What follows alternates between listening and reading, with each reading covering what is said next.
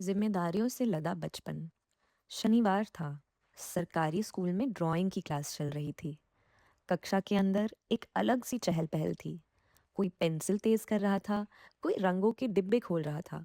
कागजों की खड़खड़, बेंचों का सरकना, बच्चों की देखो देखो वाली आवाजें।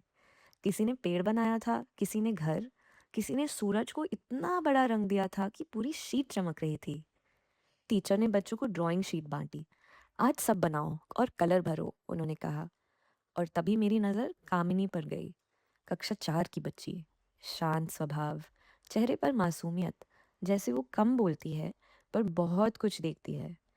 वो कक्षा के एक किनारे बैठी थी। उसके सामने भी कागज था, रंग भी थे, लेकिन उसकी गोद में उसकी छोटी बहन थी। छोटी बहन अभी बहुत छोटी थी। गोद में टिकती तो नहीं, उतरती तो नहीं। कभी उसकी उंगलियां कामिनी की पेंसिल पकड़ने जाती, कभी रंगों के डिब्बे की तरफ। कामिनी एक हाथ से उसे संभालती, दूसरे हाथ से कागज की तरफ बढ़ती, जैसे दो जिंदगी एक साथ पकड़ने की कोशिश कर रही हो। कामिनी रोज अपनी बहन को साथ लेकर स्कूल आती है, क्योंकि उसके मम्मी पापा बाहर काम के लिए चले जाते हैं। उस दिन भी माँ उसे स्कूल तक छोड़कर गई थी, जल्दी जल्दी, जैसे घर का काम भी इंतजार कर रहा हो और जंगल भी। कामिनी ने किसी से शिकायत नहीं की, बस इतना कहा, बहुत साधारण तरीके से, जैसे ये बात उसकी उम्र से बड़ी हो चुकी हो। मम्मी घर आ जाएगी, तब वो मेरी बहन को घर ले जाएगी। अभी मम्मी घर पे नहीं है। माँ का जवाब भी वही था, जो कई घरों में सच होता है। 2-3 घंटे की तो बात है, तब तक कामिनी देख लेती है। मैं इसको अपने साथ जंगल भी नहीं ले जा सकती। इतनी देर के लिए कामिनी इसका ध्यान रख लेगी। मैं इसे और किसके पास छोड़कर जाऊं? ये कोई बहाना नहीं था, ये मजबूरी थी। और इसी मजबूरी के बीच कामिनी का स्कूल दिन शुरू होता था। किताबों के साथ नहीं, देखभाल के साथ। ड्राइंग पीरियड में बच्चे रंग भर रहे थे।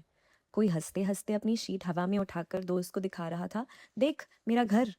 कोई टीचर के पास जाकर तारीफ सुन रहा था। टीचर बोल रही थी, बहुत बढ़िया, वाह, कितना अच्छा कलर।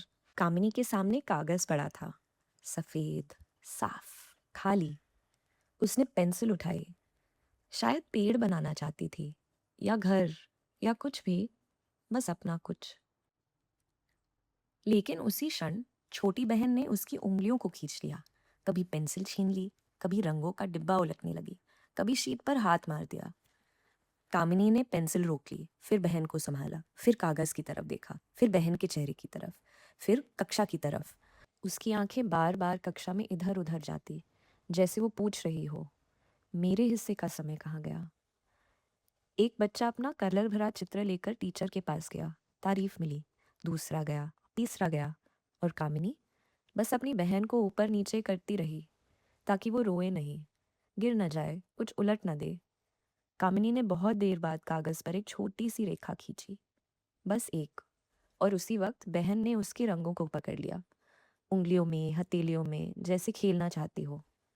कामिनी ने जल्दी से रंग बचाए, बहन का हाथ साफ किया, बहन की टोपी ठीक की, फिर कागज देखा।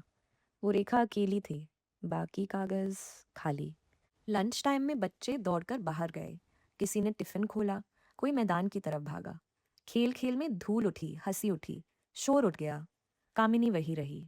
उसने बहन को गोद में ऊंचा किया, पकड़ ठीक की। बाकी बच्चे दौड़ते, भागते, गिरते, उठते, हंसते, और कामिनी अक्सर बस दूर खड़ी होकर देखती रही।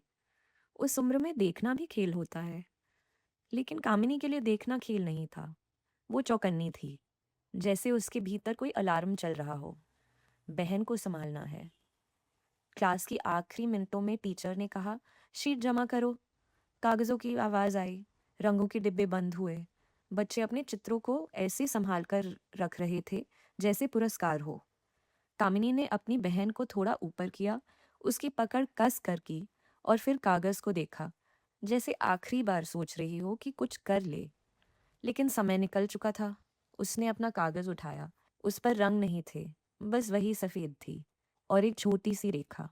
कामिनी जब कक्षा से बाहर निकली, उसकी गोद में बहन थी। वही गोद, जो घर में भी उसकी है, स्कूल में भी उसकी है। कुछ बच्चों के हाथ में रंग भरे कागज थे, और कामिनी के हाथ में वही बोझ, जिसे कोई होमवर्क नहीं कहता, लेकिन जो रोज उससे कराया जाता है। उस दिन मुझे एक बात बहुत साफ दिखी। कुछ बच्चे स्कूल बैग लेकर आते हैं और कुछ बच्चे बचपन उठाकर ले आते हैं।